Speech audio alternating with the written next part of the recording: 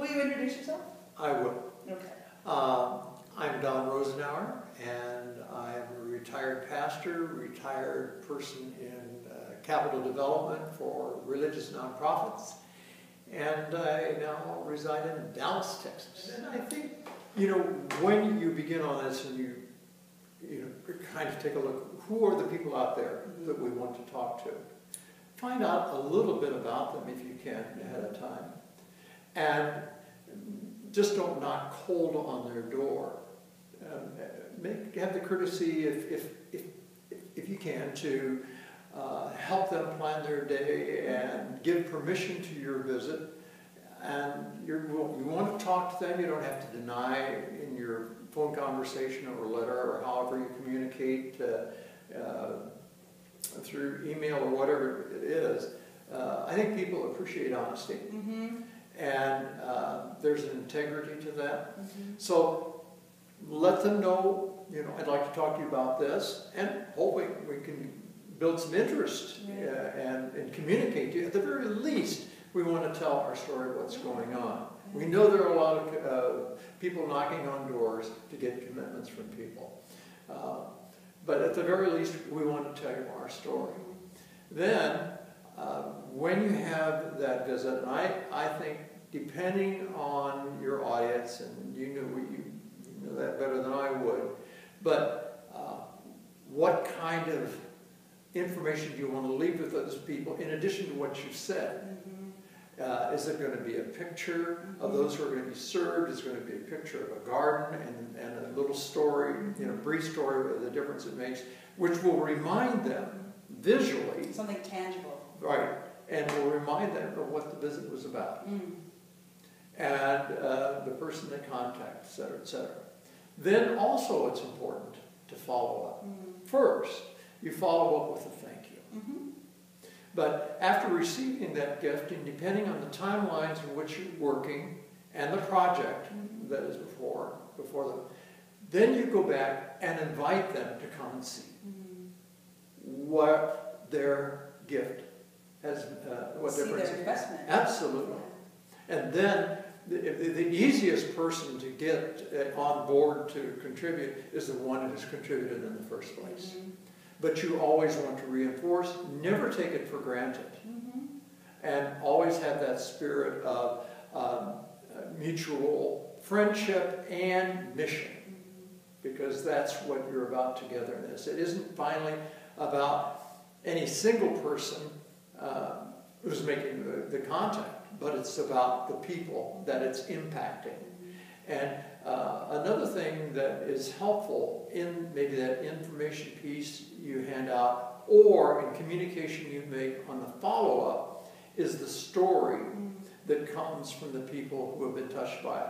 What person, what family, what community, but have people from those who have been served to respond. Again, it's good follow-up. Yeah. We once did a Christmas card because we had so many people move indoors, and I was noticing that people only write messages of desperation on cardboard when they stand in public, and so we had some of our homeless folk who were having good things happen, and they're like, write notes on cardboard to our donors, and this one man named George wrote in his photo on cardboard, thank you for helping me find a home. It took 10 years. Thanks for your patience. And we mailed that out as our Christmas card on cardboard, and then I wrote a thank you note to all of the people who had donated that year. And I got such great feedback because it felt really visceral to people that they had never seen like a good positive message on a piece of cardboard like that. People told me they put it on their fridge and they framed it, and they really felt like they were invested in this person's being able to get a home in a way that I never could have expected when we just sent out a Christmas It's card. contextual. And it's a good reference point. Yeah. Sounds like you're doing some good things. We try. Oh, the other thing that I was going to say is that one thing that I notice is that a lot of people actually forget to do the ask.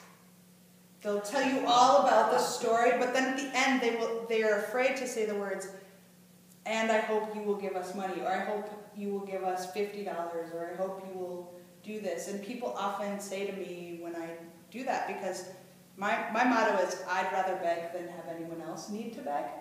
And so I am always like, hey, we need your money. Every time I'm having meetings with people, or every time I give a sermon where I've specifically been asked to talk about homelessness. And I think a lot of people forget to actually do the ask because they think they're going to be too pushy. Well, there are ways that can do that that maybe can take a little pressure off.